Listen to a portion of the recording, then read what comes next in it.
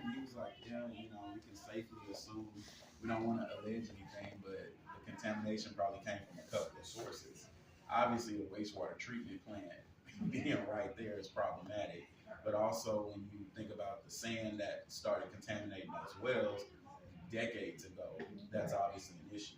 Right. So, when we sat down, we said, okay, well, let's figure out a solution. And so one of the things, FEMA saying that basically it's in the floodplain, you can't do that.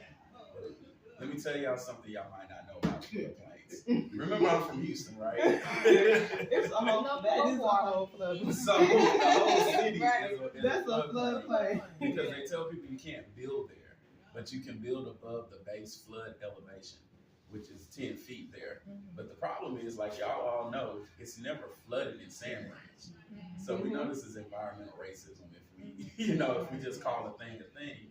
So I called FEMA and I said, well, because my civil engineer said, well, Derek, if you don't change the volume, I'm gonna get nerdy for a second, but it'll be real simple.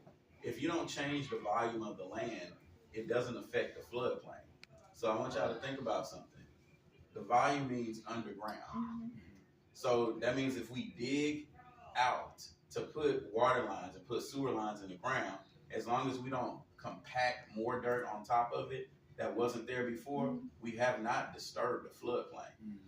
So when y'all hear y'all's elected officials lie and say you can't put water and sewer there, that's not the truth. That's not true. Because building below the ground, if you don't change the displacement, you have not disturbed the floodplain because you haven't added anything that wasn't already there. You're actually putting in something that's lighter.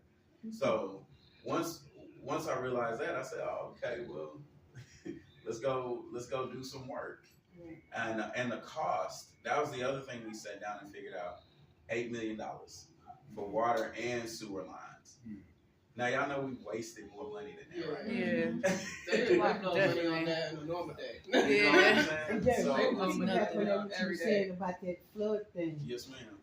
In the movie, you remember the clip where they told the people that it was a floodplain, Yes, and they ma'am. bought some of the people out for $300. Yep. They sold their land for $300 Crazy. and told them they had to move. That's the goal. And so that was, and if you look, Sand Branch sits on 4 bodies of water, 4 solid bodies of water. So being out there, like you said, the political part, it could have been done many years ago. Right. But piggybacking, even going back further, what you're talking about, document it's a land grab because we were standing there. I think the first movie you might have showed, when a young lady, when we went out there, and Anthony goes to his mailbox, and the lady sent out the letters, Right. and she gets back how much this land is worth. Sand Branch is in a trust deed, is in a trust that is no longer there. Somebody got it many years ago, and it's in a trust that no longer exists. It's people that live in California don't even know that their family has this land. So the young lady went and sent out notices about that you have land down here, you have land down here. Well, how much did he say his was worth when he got that letter in the movie? We didn't put it in there. But I think his name was like 42,000. But just to back it up to where we're talking about the deeds and who owns it. Yeah, and to add to that, so along with being a real estate developer, so I'm a property tax consultant by trade. So I guess, God decided to give me the expertise or whatever needed. I didn't plan any of this.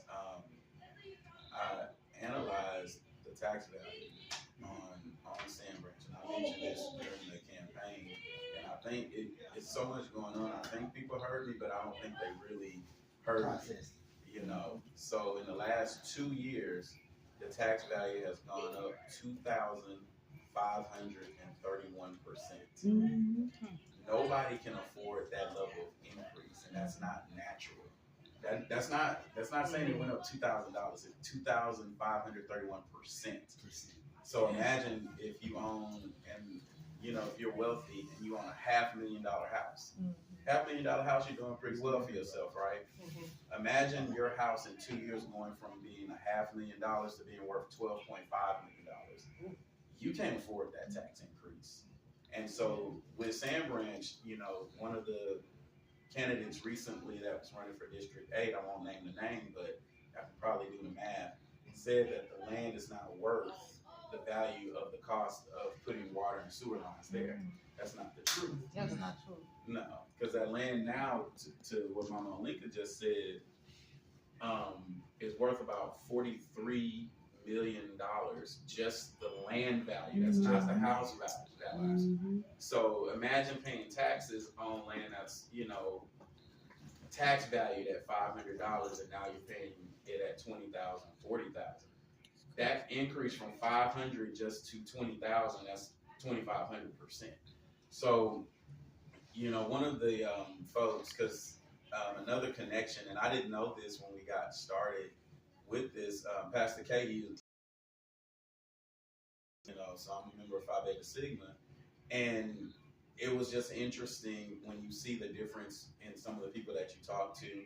So we typically work with Pastor Frank Alexander over at Wayside now, and so we have the water donations every Saturday and whatnot. But our focus when we founded the Water for Sand Branch Coalition was to bring the permanent solution, because all of these fixes and the temporary stuff is good, and we're going to continue that, and we love partnering with those organizations, because you have to